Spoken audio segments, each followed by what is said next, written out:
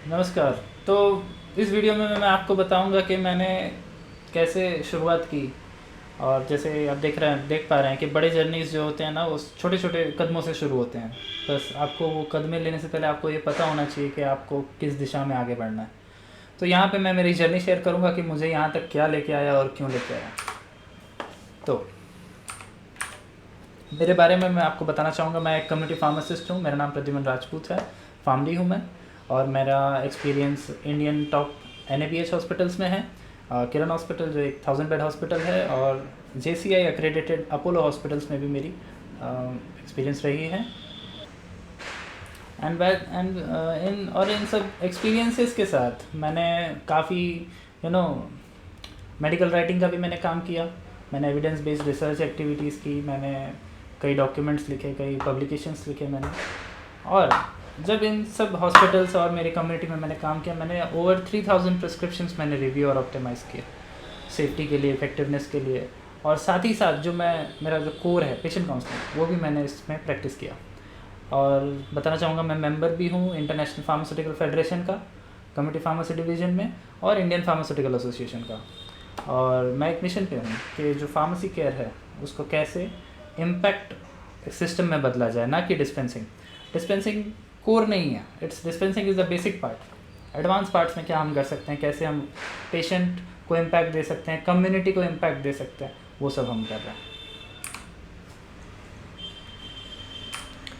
तो ये सब शुरुआत कहाँ हुआ?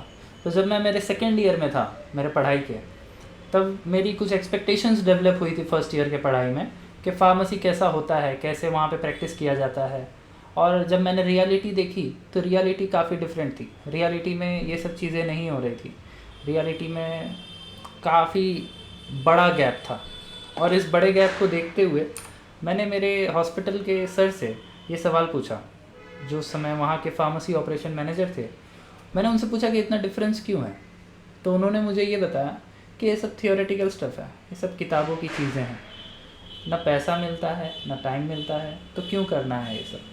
और आप देख सकते हैं, ये ऐसा कोई आपको जवाब दे, आप काफ़ी उत्साही हैं, और कोई आपको इतना ऐसा जवाब दे तो आपको थोड़ा अजीब लग सकता है। आपको ये लगेगा कि तो फिर मैं 6 साल क्या करने वाला हूँ, मैं आने वाले 4 साल में क्या करने वाला हूँ, किस लिए पढ़ रहा हूँ जब मेरे को वो एक्टिविटीज़ ही नहीं करनी है। तो ऐसे काफ़ी क्वेश्चंस उठे, और ये क्वेश्चंस ने ही मुझे रियलाइजेशंस दी। क्या रियलाइजेशन दी? कि ये सिंपली एक ह्यूमन विलिंगनेस और करेज की बात थी, कि आप उसको करना चाहते हैं, आप में वो करेज है करने का।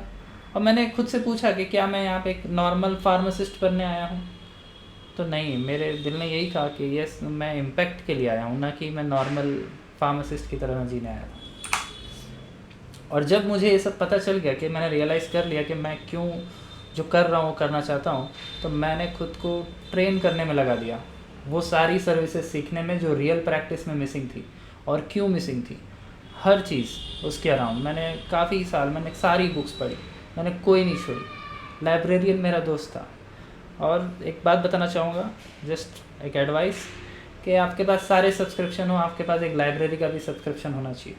मैं यहाँ सूरत में हूँ, सूरत की जो कम्युनिटी लाइब्रेरी है वहाँ पे मेरा सब्सक्रिप्शन है। मैं खुद को अपडेटेड रखता हूँ बुक्स से, ज्ञान से, ये सब ज़रूरी है। और फिर इसी में मैंने मेरा मिशन डेवलप किया, जो था transforming patient care beyond dispensing medicine. Dispensing medicine के ऊपर उठना है, पेशेंट केयर में अपना रोल इन्वॉल्व करना है हम कैपेबल, उस चीज़ को रियलाइज़ करना है, और उस चीज़ को लेके आगे बढ़ना है। तो मैंने देखे काफ़ी मिसबिलीव्स थे। लोग सोचते थे बहुत टाइम लगता है, आधा घंटा काउंसलिंग लगता है। थियोरेटिकल काउंसलिंग जो आपने बुक्स में पढ़ी होंगी, उसमें बहुत बड़ा बताया गया है उसको, वो बड़ा है नहीं, उतना सिंपल है, टेक्निक है बस। और लोग आपको बोलेंगे पेशेंट्स जो हैं, जो आपके पेशेंट हैं, उनके पास इतना धैर्य नहीं है, वो आपको इतना टाइम नहीं दे सकते, वो आपको सुनने में इतना कैपेबल नहीं है, या वो इतने अवेयर नहीं है। तो यही तो हमारा काम है, literacy awareness, health literacy awareness. Patient का जो भी लेवल ऑफ अंडरस्टैंडिंग है, चाहे वो एजुकेटेड है या अनएजुकेटेड है, हमको उसके लेवल पे जाके उसको लिटरेट करना है, हेल्थ लिटरेसी पे अवेयरनेस देनी है। हम अवेयर नहीं करेंगे तो पेशेंट के आउटकम्स आगे इम्प्रूव नहीं होंगे, उसका डिजीज़ कोर्स चेंज हो जाएगा, कॉन्सिक्वेंसेस हो सकते हैं। तो ये सब चीज़ हमारा रोल है। और लोग फिर ये भी बोलते हैं फार्मासिस्ट के पास टाइम नहीं है। मैं एक कॉन्फ्रेंस में था, वहाँ पे जो स्पीकर ने ऐसा कहा कि pharmacist 80% of time non pharmacy activity कर रहा है, डेटा एंट्री कर रहा है, यू नो वो काम कर रहा है जिसमें ह्यूमन टच नहीं है, जहाँ पे वो डेटा के साथ इंटरेक्ट कर रहा है। जबकि उसका कोर होना चाहिए, कोर होना चाहिए कि वो जो रियल वर्क है वो करे।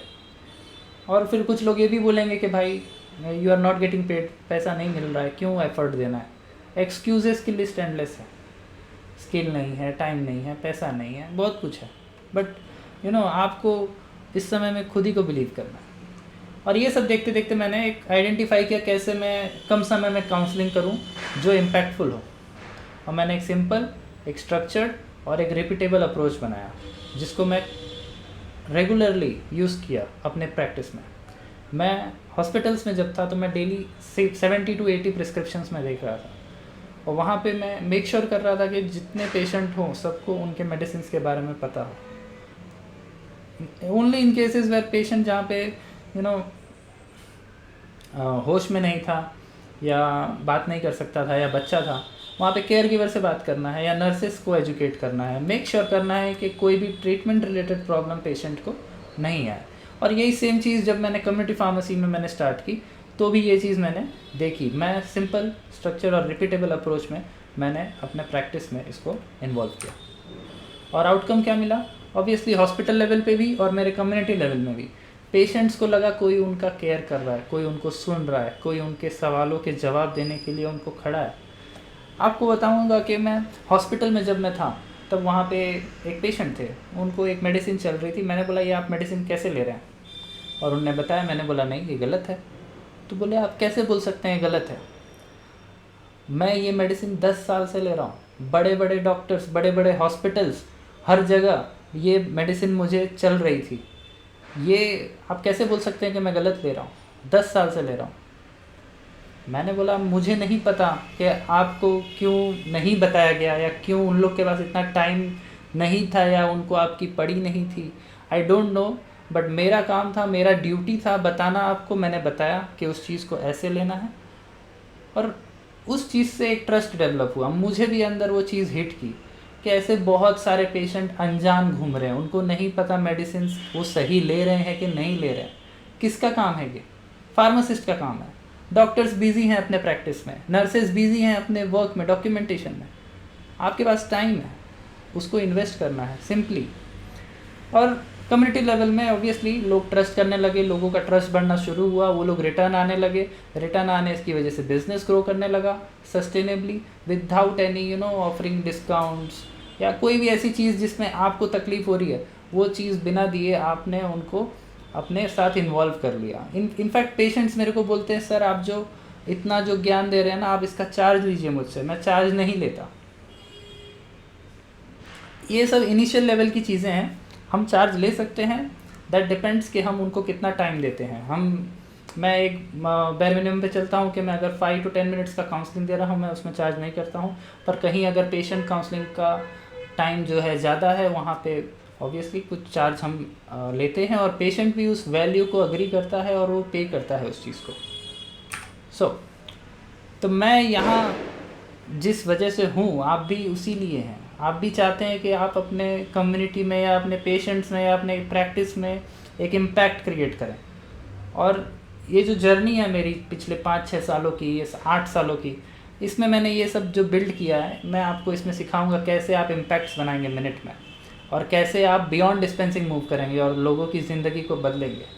और इस तरह हर प्रिस्क्रिप्शन आपका एक मीनिंगफुल रिलेशनशिप में कन्वर्ट होगा। और अगले वीडियो में ज़रूर मिलेंगे। तब तक के लिए धन्यवाद, जुड़े रहें।